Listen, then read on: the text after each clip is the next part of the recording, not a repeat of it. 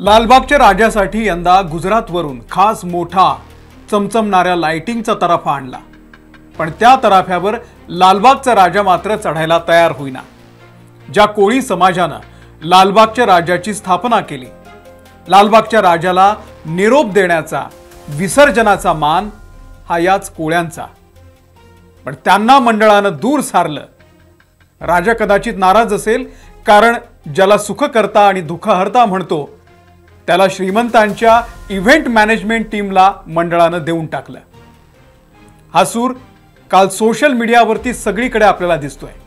कालच एक video viral झाला, तसे मंडळाचे शेकडो व्हिडिओ व्हायरल होत असतात, पण या व्हिडिओत एका लहान मुलीला खांद्यावरती बसून लालबागच्या राजाला घेऊन आलेल्या एका बापाला मंडळाच्या मुजोर कार्यकर्त्यांनी धक्काबुक्की तर केलीच, पण त्याला इतक्या वाईट पद्धतीने ओढलं की ती छोटी मुलगी खांद्यावरून पडायला आली होती। गणपती विद्येची देवता आहे, पण या मंडळानं त्याचाच बाजार मांडलाय। पॉर्न स्टार, अश्लील व्हिडिओ बनवणाऱ्या, अर्धनग्न नाचणाऱ्यांचा या मंडळामध्ये सत्कार होतो आणि सर्वसामान्य जनतेला धक्के मारत बाहेर काढलं जातं। काल फेसबुकवरती मराठा समाजही रोष व्यक्त करतोय। आम्ही आंदोलनाला आलो तेव्हा त्यांनी अन्नछत्र बंद केलं।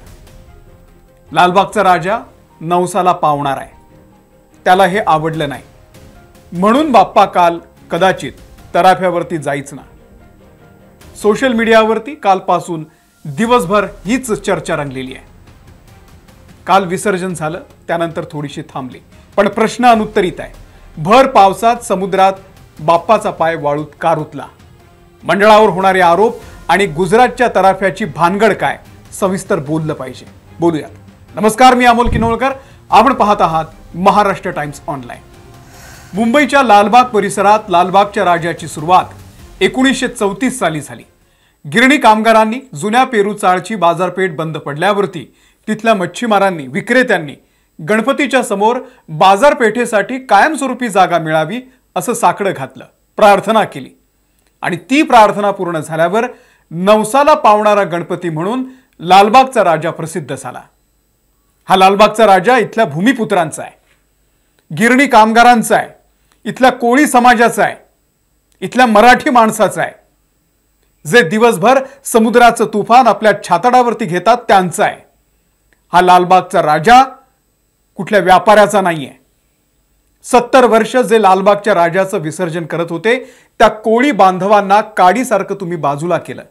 गेल्या 20 वर्षांपासून त्यांचा मान हिरावून घेतला, विसर्जनाचं कॉन्ट्रॅक्ट गुजरातला दिलं। लालबागचा राजा नवसाला पावणार आहे, त्याला हे आवडणार नाहीच। काल सकाळी 10 वाजता राजा समुद्रात आला, भरती आली, पाणी झपाट्यानं वाढलं, राजाची अर्धी मूर्ती ही पाण्यात बुडाली। त्यावेळी तुमचे कार्यकर्ते राजाला सोडून किनाऱ्यावर गेले, पण या कोळी बांधवांनी लालबागच्या राजाची साथ सोडली नाही। आम्ही बघत होतो टीव्हीवरती, दर्याला तुफान आलं होतं, पण कोळी बांधव राजासोबत होता। तुम्ही ऑटोमॅटिक तराफा आणला हो, पण तुफानाचा अंदाज कसा घ्याल? त्यासाठी आमचे कोळी बांधवच हवेत। सगळीकडे चर्चा सुरू झाली, लालबागचा राजा नाराज आहे, त्याचा पाय वाळूत रुतलाय।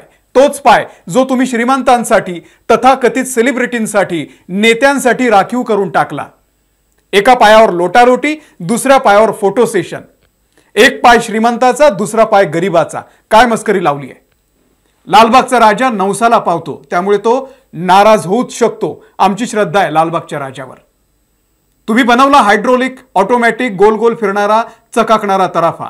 अहो, पण हा गोरगरिबांचा बाप्पा आहे। इथे आमचे कोळी बांधव 2 होड्यांचा तराफा बनवून काही मिनिटांमध्ये विसर्जन करत होते।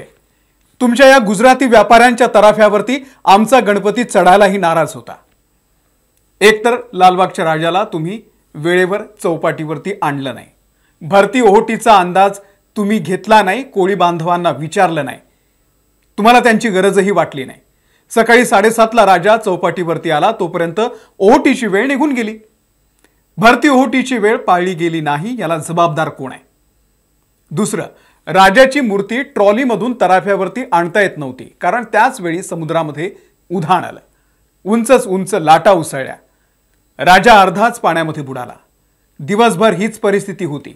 शेवटी 7-7:30 वाजता संध्याकाळी भरतीची वेळ पाहून मूर्ती तराफ्यावरती आली.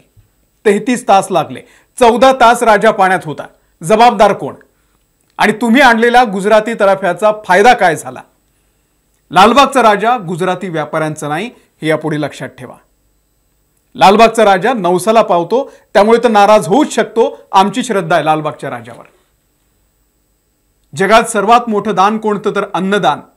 कालपासून मराठा बांधव सोशल मीडियावरती लिहितायत की देवाच्या दारात अन्नदात्याला अन्न नाकारलं, गोरगरीब शेतकऱ्यांना अन्न नाकारलं, अन्नछत्र बंद केलं होतं. का? तर मराठा बांधवांनी लालबागच्या राजासाठी रांग लावली होती. एक दिवस उपाशी झोपले ते, ठीक आहे, त्यांना सवय उपाशी झोपायची.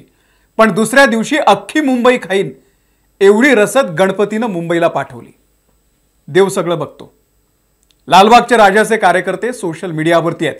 त्यांनी जरा फेसबुक उघडावं, इंस्टाग्राम उघडावं. लोक काय म्हणतायत, जनता काय म्हणतायत. सगळं गुजरातला नेलं, तसा लालबागचा राजाही गुजरातला नेला. लालबागच्या राजाचा पाठ जड होण्याचा प्रकार याआधी कधीही घडला नव्हता. तटरक्षक दलाच्या हेलिकॉप्टरनं लालबागच्या राजा असलेल्या या भागामध्ये काल समुद्राची संपूर्ण पाहणी केली. इतर मंडळांचे भव्य दिव्य गणपती त्यांचं झालं की साध्या तराफ्यावरून विसर्जन. त्यांचं विसर्जन आमच्या कोळी बांधवांनीच केलं. गुजरातचा कॉन्ट्रॅक्टर, मुंबईचा व्यापारी आणि इव्हेंट मॅनेजमेंटवाले नव्हते तिथे. निसर्ग उत्तर देतो. 6.5 तास भर समुद्रात राजा कोळ्यांची वाट बघत होता. ते आले तेव्हाच हल्ला. आणि यापुढे तरी दरवर्षीप्रमाणे कोळी समाजाला विश्वासात घेऊन राजाचं विसर्जन विधिवत आणि सन्मानाने पार पडावं. काल मंडळाच्या वतीनं कोणीतरी टीव्हीवर बोलत होतं, उशीर झाला तरी चालेल, पण लालबागच्या राजाचं विधिवत विसर्जन करू. अहो साहेब, अनंत चतुर्दशीला विसर्जन असतं गणपतीचं. तुम्ही पौर्णिमेला आणि ग्रहण काळामध्ये कसले विधी करताय? काल सर्वसामान्य भक्त जे त्या रांगेमध्ये धक्के खातात ना, तेच भक्त किनाऱ्यावर होते. सेलिब्रिटी नव्हते किनाऱ्यावरती. ते फोटो काढायला येतात आणि जातात. सर्वसामान्य भक्त होते, किनाऱ्यावरती प्रार्थना करत होते. चुकले आमचे काही, देवा क्षमा असावी. आमच्याकडून काही चुकलं असेल तर देवा क्षमा कर. यापुढे सेवेत हलगर्जीपणा होणार नाही. हे प्रार्थना तिथली लोक करत होती. मंडळानंही यापुढे ठरवा, काही चुका झाल्या असतील असं तुम्हाला वाटत असेल तर माफी मागा. गणपती बाप्पा दयाळू आहे, माफ करतील तुम्हाला. माझा सर्वसामान्य प्रेक्षकांना प्रश्न आहे, तुम्हाला काय वाटतं? लालबागच्या राजाचं विसर्जन 14 तास रखडलं, जबाबदार कोण? गुजरातचा तराफा कोळी बांधवांचा विसर्जनाचा मान हिरावून घेणं, राजाच्या दरबारात होत असलेली धक्काबुक्की, मराठ्यांची झालेली अवहेलना, की इथल्या मराठी माणसाचा लालबागचा राजा गुजरातनं पळवला म्हणून लालबागचा राजा नाराज झालाय का? लालबागचा राजा नवसाला पावतो, त्यामुळे तो नाराज होऊ शकतो. आमची श्रद्धा आहे लालबागच्या राजावर. प्रेक्षकांना काय वाटतं, तुम्हाला काय वाटतं, कमेंट करून सांगा. या व्हिडिओ तिथेच थांबतोय. धन्यवाद.